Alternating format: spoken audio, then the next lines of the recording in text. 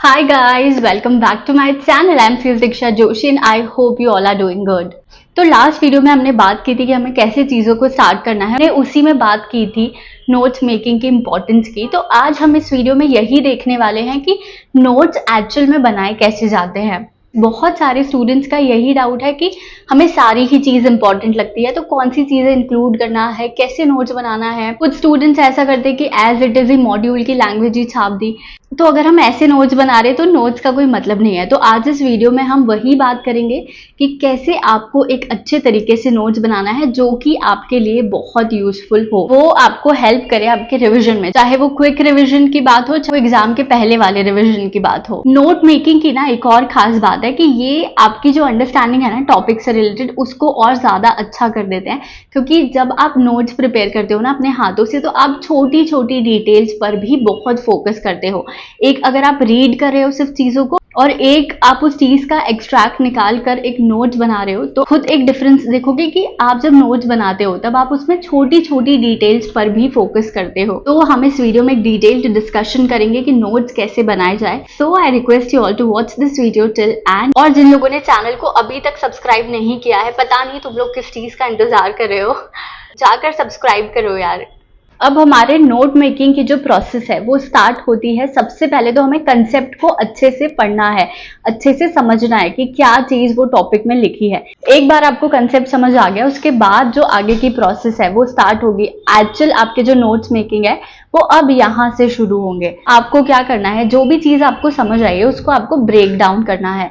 अब break down कैसे करना है, तो सबसे पहले आपको लिखना है हेडिंग। जो भी आपका टॉपिक है उसकी हेडिंग डालिए। अगर कोई सेक्शन एप्लीकेबल है वो सेक्शन आपने लिखा। सेकंड चीज जो आपको लिखनी है दैट इज मीनिंग। आपको मीनिंग लिखना है उस पर्टिकुलर चीज से, आपको क्या समझ में आया, आपको अपनी लैंग्वेज में उस मीनिंग को लिख लेना है। मीनिंग के बाद अगर कोई भी की पॉइंट्स है उस सेक्शन में तो वो चीज आपको इंक्लूड करनी है।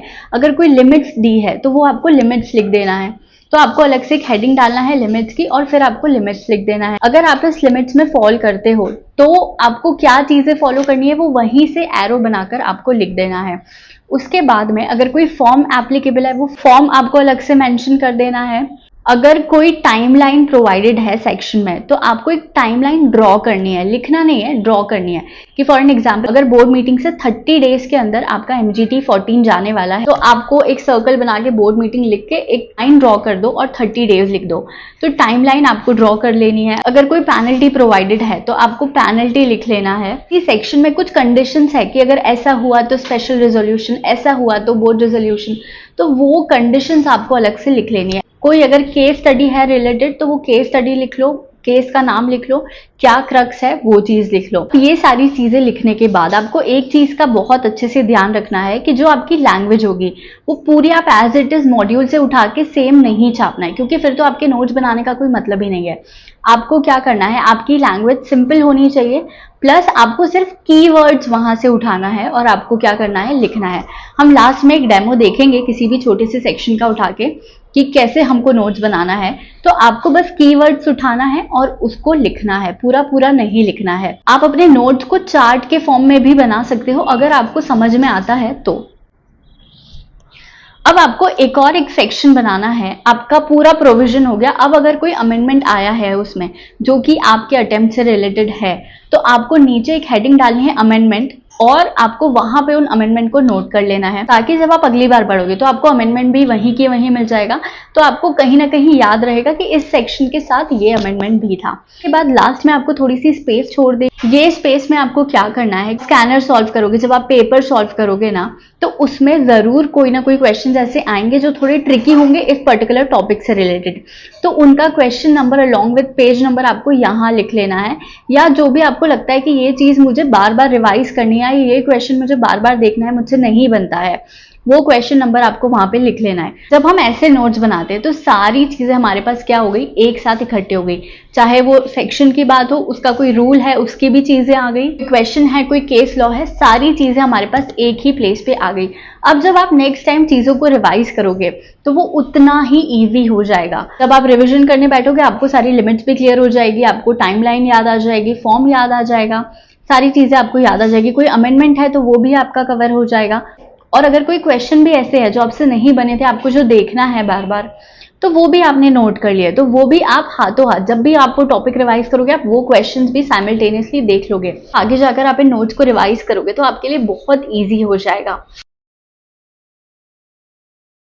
सेक्रेटेरियल ऑडिट का जो सेक्शन है, सेक्शन नंबर 204, क्योंकि मैंने ये इसलिए लिया है क्योंकि एक छोटा सा टॉपिक है वो, तो उसके हम नोट्स कैसे बनाएंगे। तो मैं आपको एक डेमो देके बताती हूँ कि हमें कैसे नोट्स को बनाना है।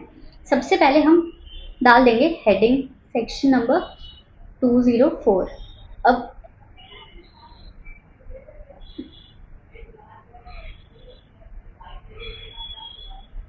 सेक्रेटेरियल ऑडिट, अब हमारा नोट स्टार्ट होंगे उसके मीनिंग से।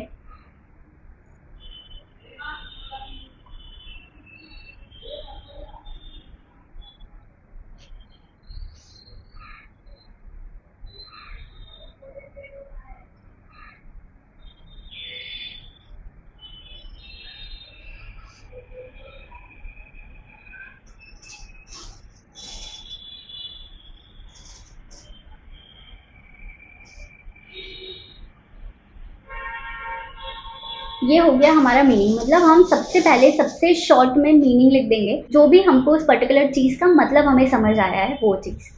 अब सेकंड चीज आ गई, अब सेक्रेटेरियल ऑडिट है तो उसके अंदर एप्लीकेबिलिटी की बात है।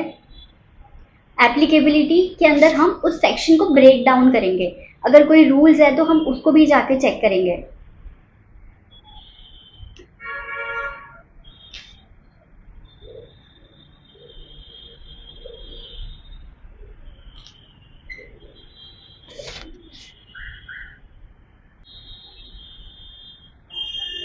शॉर्ट फॉर्म्स हम यूज कर सकते हैं जो हमें समझ आते हैं।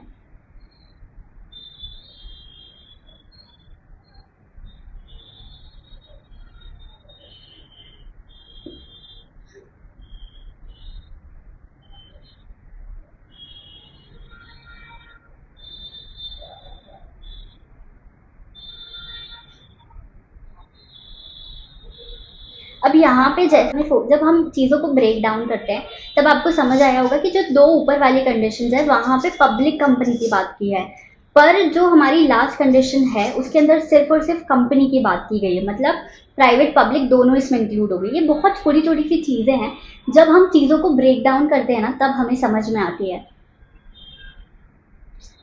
अब एप्लीकेबिलिटी हो गई, अब क्या हो गया, इनके ऊपर एप्लीकेबल तो है, पर अगर एप्लीकेबल है तो करना क्या है, तो इन्हें अनेक्स करना है अपनी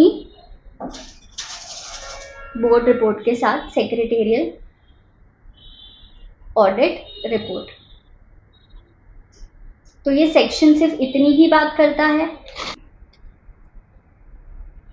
फॉर्मेट क्या है रिपोर्ट का, MR3 है। कौन देगा, PCS देगा।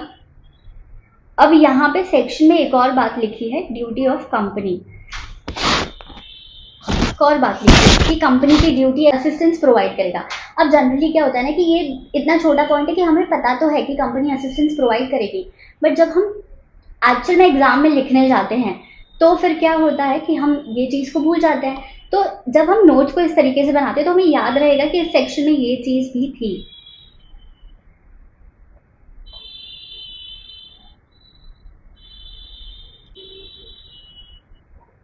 एक और पॉइंट है कि अगर कोई क्वालिफिकेशन रहता है, कोई क्वालिफिकेशन अगर दिया है CS ने, तो बोर्ड ऑफ डायरेक्टर्स क्या करेंगे, उसे एक्सप्लेन करेंगे, कहाँ पे, अपनी बोर्ड रिपोर्ट में। अब अगर इस सेक्शन में कोई पेनल्टी है तो वो भी आप स्पेसिफिकली अलग से लिख दो। अगर कोई केस स्टडी है इससे रिलेटेड तो वो आप अलग से मेंशन कर। और लास्ट में एक सेक्शन बनाओ रेलेवेंट क्वेश्चंस या फिर रेलेवेंट क्वेश्चंस का, तो इसके अंदर वो क्वेश्चन नंबर्स लिख दो जो कि स्कैनर में है या जो आपको मिले हैं जो थोड़े से ट्रिकी थे इस पर्टिकुलर टॉपिक से रिलेटेड। अभी ये पूरा एक पेज में हमारी सारी चीजें क्या हो गई है, कंसाइज हो गई है। I hope you find this video helpful, and if you find this video helpful, please let me know in the comment section. Till then, bye bye, take care, all the best.